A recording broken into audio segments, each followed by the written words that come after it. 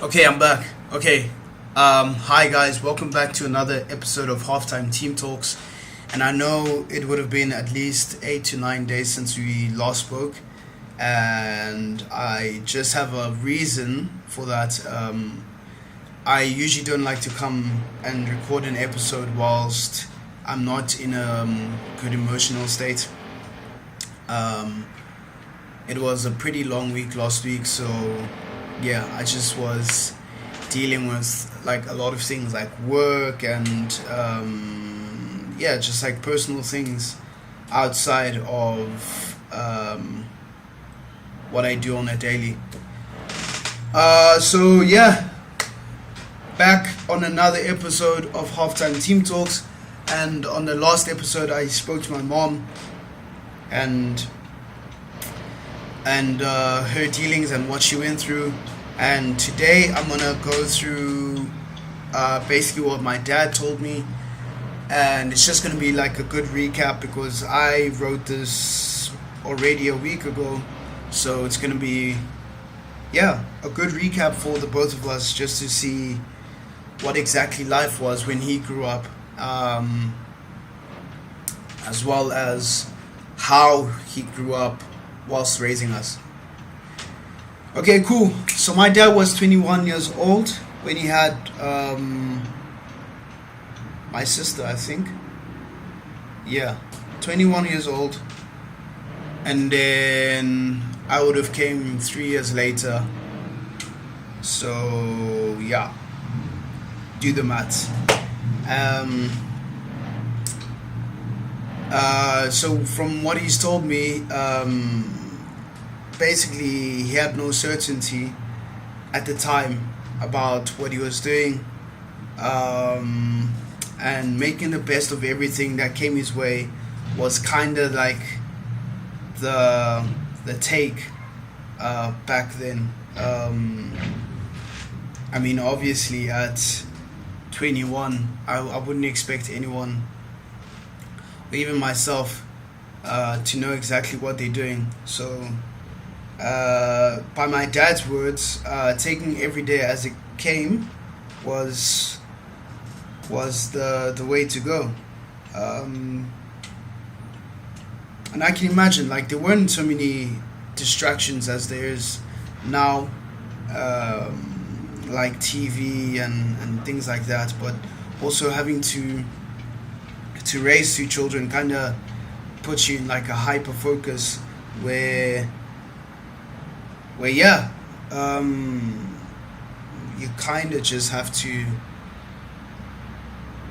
make the best of everything that comes your way, as I said before. And then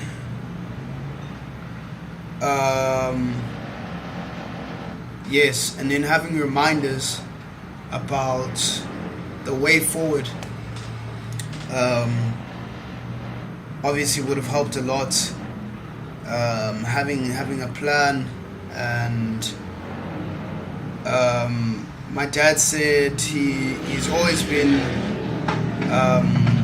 adventurous and wanted bigger things in life, to make life easier. And growing up, so basically my dad grew up in a household of 7 children, so he's like in between, like the middle child of the 7. Unfortunately, my dad's siblings, most of them have passed away. So I know like his older brother, Putfundlela, my uncle, Putfusi. It's not long since he passed away.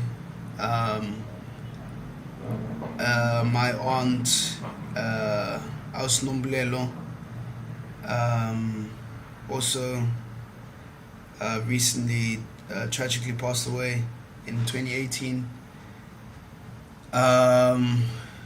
So of the 7 children left in the house, it's him, his younger sister Ayanda, my uncle Kaya, and my uncle Mkolis. So the 4 of them.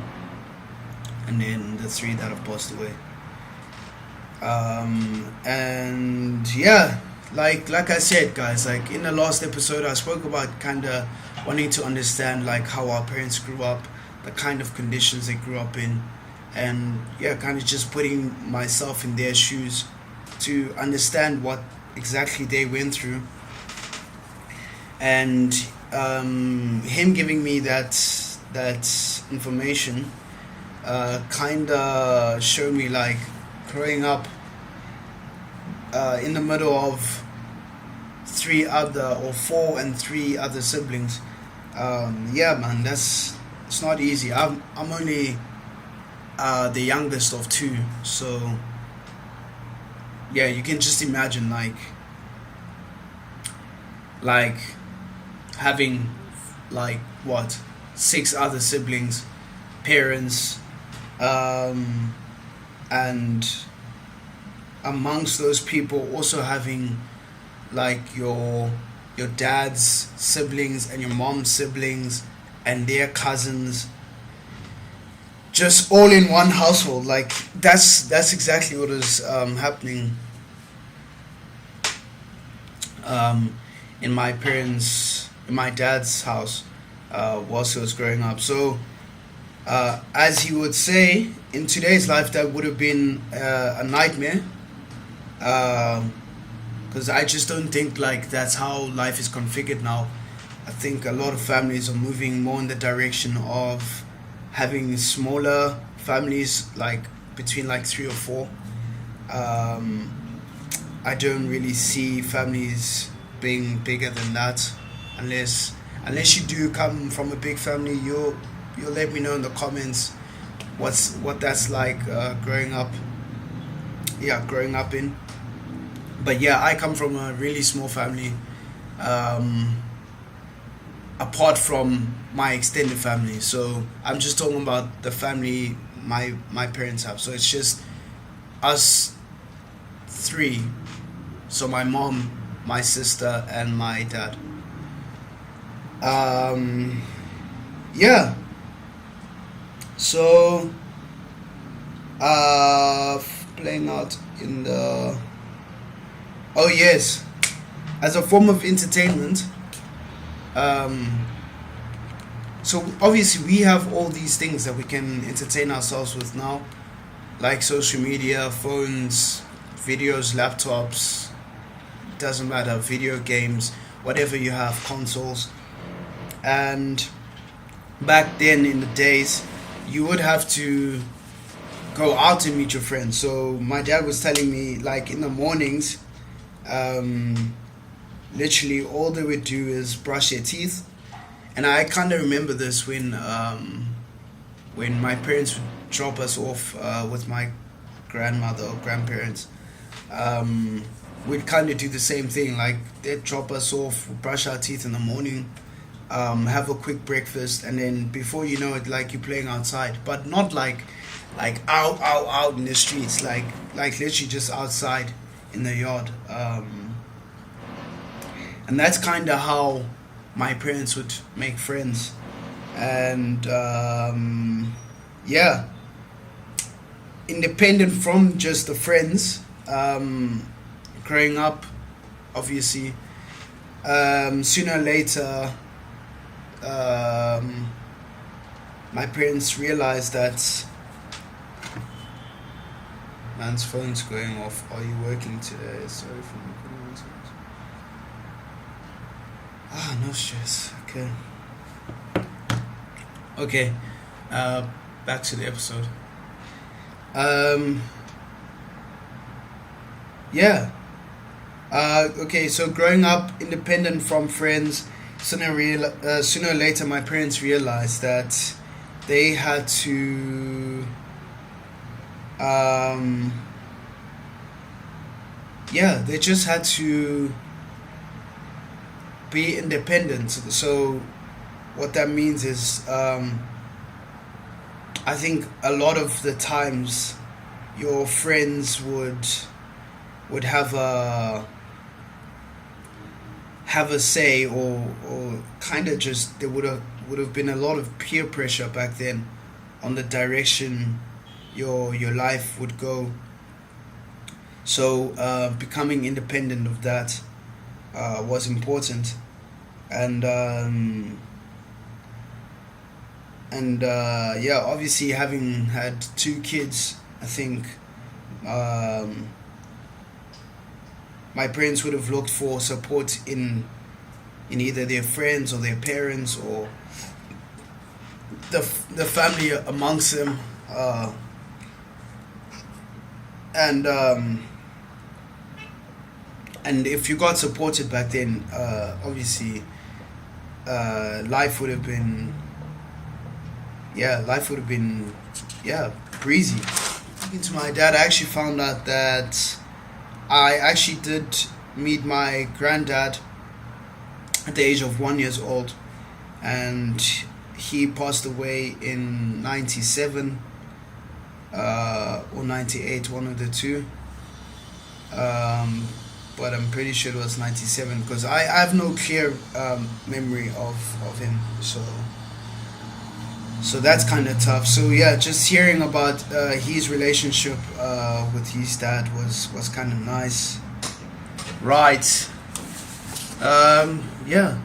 So what I was saying was basically my dad's relationship with his dad is kind of similar to ours. Obviously, it probably will be a lot different because he had two older brothers, of which I think when you have two firstborns, the relationship will be a bit closer. But yeah, from what my dad tells me, he had a good relationship with his dad, and yeah, in the ways that they're similar is I remember when I was younger, my dad would drive around with us or me in particular, and when we'd come around like the blocks, I remember he'd ask me like do you remember how we got here? And I was like, yeah man, like it's pretty easy, it's not that hard. And funny enough, it's something his dad used to do with him as well. So growing up, they'd drive around in the area. So my dad's originally from Vosloo as well, and if anyone knows Leondale, they would drive from Vosloo to Leondale, and yeah, and instead of coming back the same way, my dad's dad would literally, or my grandfather would literally drive from Leondale through past Boksburg and then all the way around, so he wouldn't get like used to the same route. So that's kind of like where I got my good navigation skills from. Like, so shout out to my dad. They always say the apple doesn't fall far from the tree. So yeah,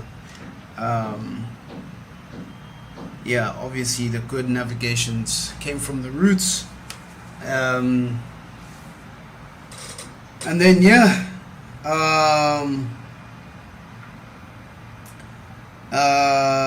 and then just after having my sister, not permanent. Okay, yeah. So my dad's working experience goes like this. At 21, his first working experience was working at Pick and Pay. Funny enough, but like as a packer. So like packing tills and stuff like that. So apparently that was not the longest job that he had, but it's something that got him started. And then he only lasted there for about like a month or 2 months, and then after going from being a packer, he then went into what I don't know what this is. It's polycell and polyfilling. Um, so in a company where they have like benzene, but he was working on the floor, so he did that for about 3 months. Um, I don't know. People who grew up in that age, you'll let me know. Like, what were the jobs like back then, brother? Like, I have no idea. Obviously, it was what you could get. So yeah, and then yeah, obviously having those two jobs, having children, the salary wouldn't have been sustainable enough. So he he already had that thought in mind, and yeah, started studying. He studied consulting as a way of improving on himself, and yeah, studied consulting and got into consulting for the company I would then know as Fundamava Associates. So, from my memory, yeah, my dad always had his company, but also worked with someone else. Um, and then, yeah, 3 years. Sorry. Yeah, 3 years into working for Fundamava Associates as a consultant, he realized that he had his own, yeah, like his own ambition. So he told his boss at the time that he would look to leave, but they eventually came to an arrangement that um,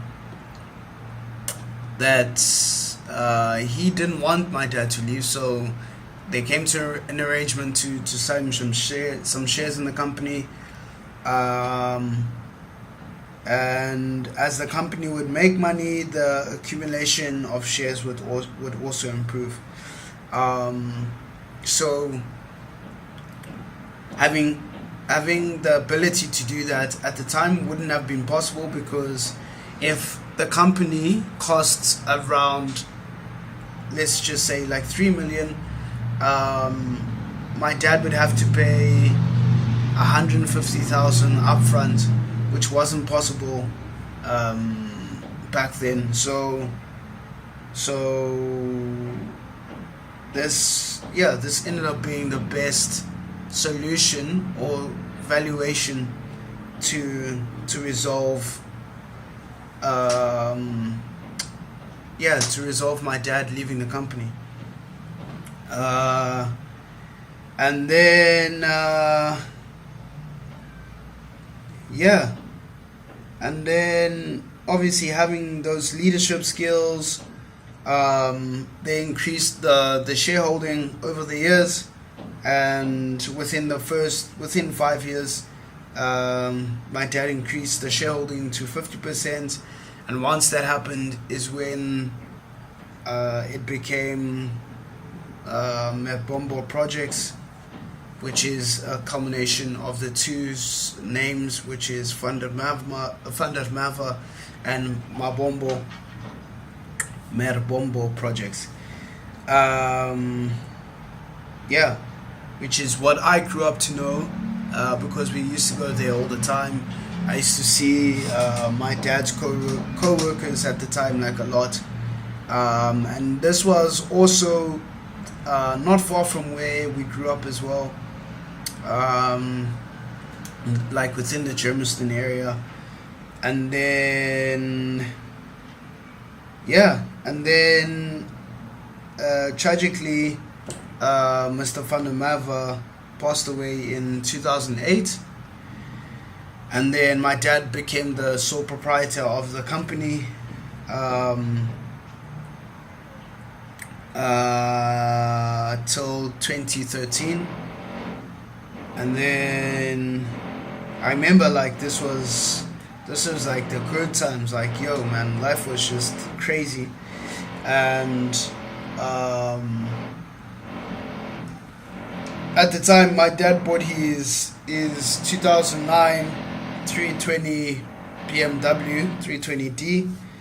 Unfortunately, because of the time period and the political instability in the country, so this would have been like Zuma's first term, and apparently within the construction industry, the political state is it influences a lot that happens within business, in construction. So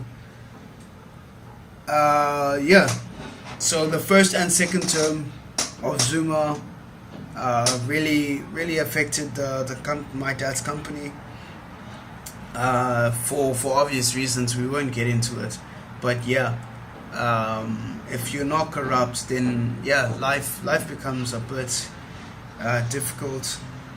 And then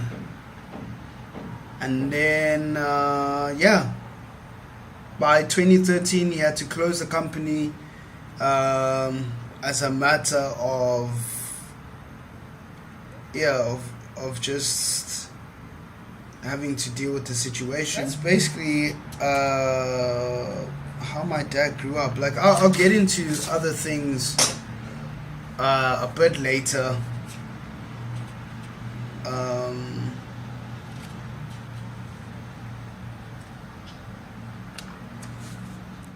Okay, so basically guys, that's how my dad grew up.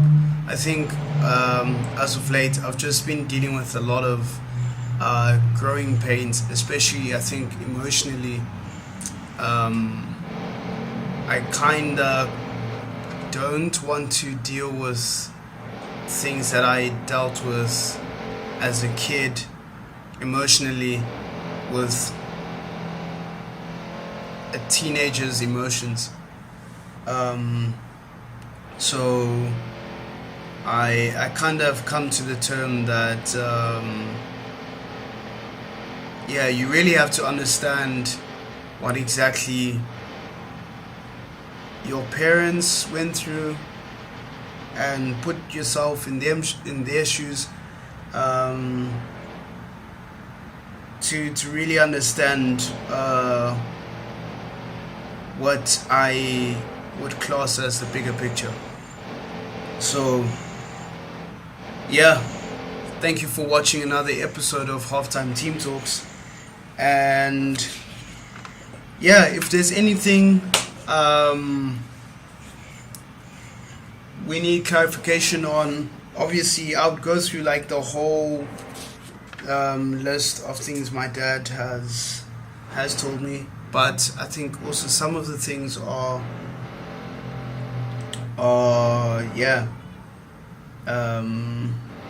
it's just information I can use for myself personally. But this is an open space. It's an open space. If there's anything we do want to talk about, hit the like, share, and subscribe button. And I'll see you on the next one.